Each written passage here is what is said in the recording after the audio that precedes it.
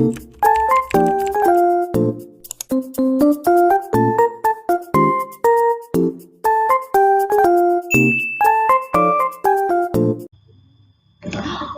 teman-teman, Assalamualaikum warahmatullahi wabarakatuh. Welcome back to my video. Hari ini mari kita bahas lagi latihan soal-soal P3K dan SKB CPNS di tahun 2024 ini. Oke teman-teman, sebelumnya jangan lupa dulu di like, komen, dan juga subscribe channel ini agar channel ini terus berkembang. Lalu nyalakan juga loncengnya ya, biar dapat notif video terbaru dari aku. Insya Allah kedepannya aku akan sering bahas soal-soal P3K dan juga SKB untuk persiapan tes CPNS. Oke teman-teman, kalau gitu kita mulai dari nomor pertama ya. Di soal nomor 1 ini, perempuan nih 28 tahun datang ke BPM mengeluh terlambat haid sejak 5 bulan yang lalu. Nah, hasil pemeriksaannya teraba adanya gerakan janin, terus terdengar adanya denyut jantung janin, TTP dalam batas normal. Termasuk tanda apakah hasil pemeriksaan di atas? A. Tanda pasti hamil. B. Hamil palsu. C. Hamil anggur. D. Tidak pasti hamil. Dan E. Mungkin hamil. Oke teman-teman, seperti yang kita ketahui ya, kalau misalkan tanda pada kehamilan itu ada 3. Dimana ada tanda pasti hamil, ada mungkin hamil, dan juga ada tanda tidak pasti hamil. Berarti kita bisa eliminasi yang jawaban B sama C ya teman-teman, karena ini bukan dari tanda kehamilan. Oke. Terus sesuai dengan kasus di sini dicerita bahwasannya hasil pemeriksaannya itu teraba adanya gerakan janin dan juga terdengar adanya denyut jantung janin. Otomatis kalau kayak gitu berarti jawaban yang benar adalah A ya teman-teman, yaitu tanda pasti hamil. Karena udah ada denyut jantung sama gerakan janin oleh pemeriksa. Terus apa nih kalau tanda tidak pasti hamil? Kalau tanda tidak pasti hamil itu biasanya berupa keluhan dari si pasiennya, misalnya tidak haid atau sering mual muntah, sering BAK, terus dianya merasa ada gerakan janin gitu, padahal kan harus dilakukan pemeriksaan terlebih dahulu. Kalau tanda mungkin hamil, PP-tesnya misalkan positif gitu, adanya pembesaran uterus dan juga ada tanda-tanda seperti tanda Chadwick, tanda Heger, Piskacek gitu teman-teman. Oke teman-teman, kalau gitu kita lanjut ke soal nomor 2 ya. Di soal nomor 2 ini, seorang ibu hamil melakukan pemeriksaan ke puskesmas dan ibu mengeluh kakinya bengkak. Hasil pemeriksaan tekanan darahnya 140/90 mmHg, nadinya 80 kali per menit, TFU-nya tepat berada di pusat, detak jantung janinnya 152 kali per menit, dan bidan akan melakukan pemeriksaan tekanan darah ulang. Kenapa dilakukan pemeriksaan tekanan darah ulang? Karena di sini tekanan darahnya tinggi ya teman-teman, jadi kita harus pastiin lagi.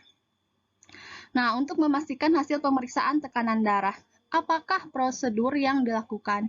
A. Berbaring ke kiri selama 15 menit, kemudian dilakukan pemeriksaan tekanan darah ulang. B. Berbaring ke kiri selama 20 menit, kemudian dilakukan pemeriksaan tekanan darah ulang. Dan C. Berbaring ke kiri selama 30 menit, kemudian dilakukan pemeriksaan tekanan darah ulang. D. Berbaring ke kanan selama 20 menit, kemudian dilakukan pemeriksaan tekanan darah ulang. Dan E. Berbaring ke kanan selama 30 menit. Kemudian dilakukan pemeriksaan tekanan darah ulang. Nah, teman-teman, jawaban yang benar adalah A ya. Jadi kalau dilakukan pemeriksaan darah ulang itu, jadi si pasiennya itu berbaring ke kiri selama 15 menit, kemudian dilakukan pemeriksaan tekanan darah ulang. Jadi jawabannya A ya. Oke, lanjut teman-teman. Di soal nomor 3 ini, seorang wanita nih 35 tahun, G3 P20 datang ke puskesmas untuk melakukan ANC yang pertama. Ibu mengatakan bahwa ia sudah merasakan gerakan janin 2 bulan yang lalu. Hasil pemeriksaannya tekanan darah 110/70, nadinya 80 kali per menit, respirasinya 20 kali per menit, suhunya 36,5 derajat Celcius, dan TFU 27 cm, detak jantung janin 140 kali per menit. Berapa usia kehamilan ibu saat ini? A. 24, B. 26, C. 28, D. 30, dan E. 32. Oke teman-teman, karena berdasarkan soal, yang diketahuinya itu adalah gerakan janin. Jadi untuk menentukan usia kehamilan itu juga bisa dari gerakan janin yang dirasakan oleh ibu. Di mana di sini gerakan janinnya dirasakan 2 bulan yang lalu. Terus ciri-ciri yang kedua adalah G3P2A0. Nah, kalau misalkan multigrafida itu bisa merasakan gerakan janin itu biasanya di umur kehamilan 16 sampai 18 minggu. Primigrafida atau anak pertama itu biasanya merasakan gerakan janinnya itu 18 sampai 20 minggu. Sedangkan di sini kan multigrafida nih, otomatis 16 mingguan ya.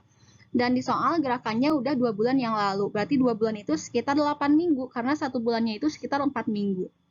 Nah, jadi 16 ditambah 8 itu sama dengan 24. 18 ditambah 8 itu sama dengan 26. Jadi gerakan janinnya adalah 24 sampai 26. Oh, di sini juga ada nih 24, 26. Nah, kalau misalkan ada 24 dan 26 yang harus kita pilih adalah usia kehamilan yang paling muda, yaitu jawaban yang benar berarti A ya teman-teman, 24 gitu. Oke, selanjutnya kita ke soal nomor 4. Di soal nomor 4 ini, seorang perempuan umurnya 26 tahun ya, G1P0A0.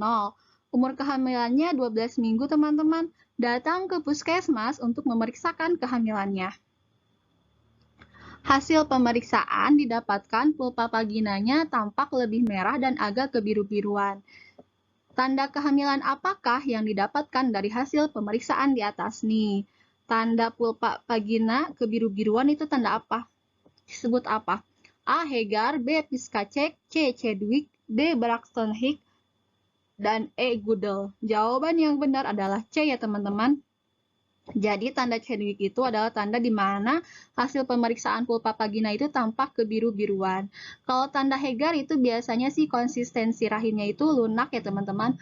Kalau Piskacek itu adalah pembesaran uterus. Kalau Braxton Hicks itu adalah Hicks palsu.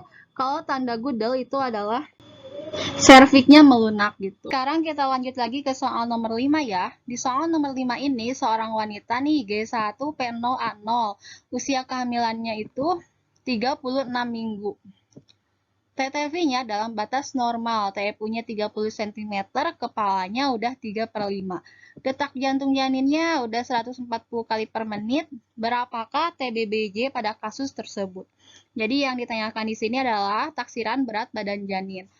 Nah, di sini diketahui di soal bahwa si kepalanya itu udah 3/5. Berarti kalau 3/5 itu si kepalanya belum masuk panggul. Karena kalau misalkan udah masuk panggul itu biasanya perlimaannya itu 2/5, 1/5, dan 0/5. Jadi otomatis di sini rumusnya adalah TFU dikurangi 12 dikali 155. Di sini TFU-nya berapa teman-teman? Di sini 30 ya. Berarti 30 dikurangi 12 dikali 155. Jadi jawabannya adalah, sok teman-teman kaliin. Kali 155 ya. 30 kurangi 12 itu sama dengan 18 ya teman-teman. Terus dikali 155. Itu sama dengan 2790 gram. Apakah ada jawabannya? Ya, jawabannya adalah B ya teman-teman. Oke teman-teman, selanjutnya kita akan mengerjakan soal nomor 6 ya. Di soal nomor 6 ini, seorang ibu hamil 12 minggu datang ke PMB untuk memeriksakan kehamilan.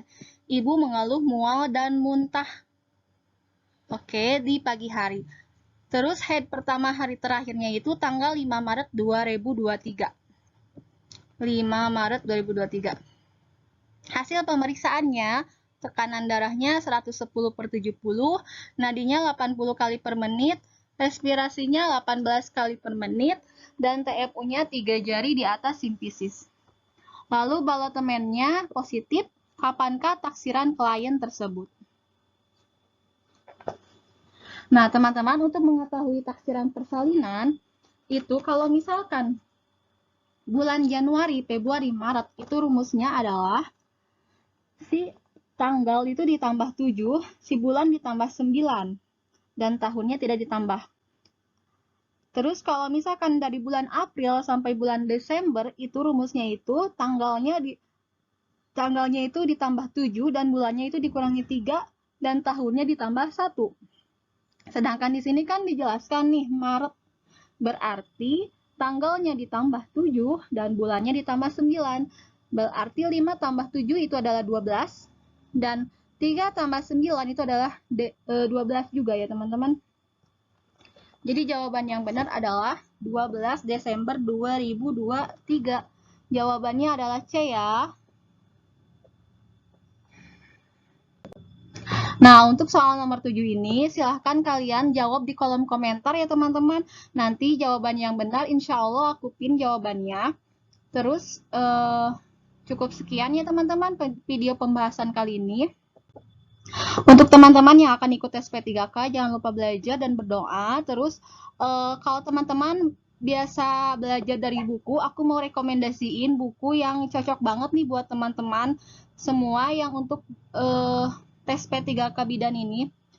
Kalian bisa lihat di description box di bawah video ini ya teman-teman. Itu salah satu buku yang aku rekomendasiin. Bukunya itu udah sesuai dengan FR dan juga kisi-kisi Permenpan RB. Jadi teman-teman kalau mau check out silahkan dilihat di description box atau langsung dari YouTube-nya juga bisa. Nanti aku sertakan keranjangnya ya teman-teman di YouTube juga. Dan untuk teman-teman yang mau ikutan tryout, untuk mencoba tryout soal-soal bidan, teman-teman boleh lihat juga description box aku. Di situ juga aku sertakan link untuk teman-teman bisa tryout, dan kalau misalkan teman-teman mau potongan harga, itu bisa teman-teman masukkan kode potongan harganya. Jadi biar nanti ada potongan harga buat teman-teman. Oke teman-teman, cukup sekian video pembahasan kali ini. Sampai jumpa lagi di video pembahasan selanjutnya. Assalamualaikum warahmatullahi wabarakatuh.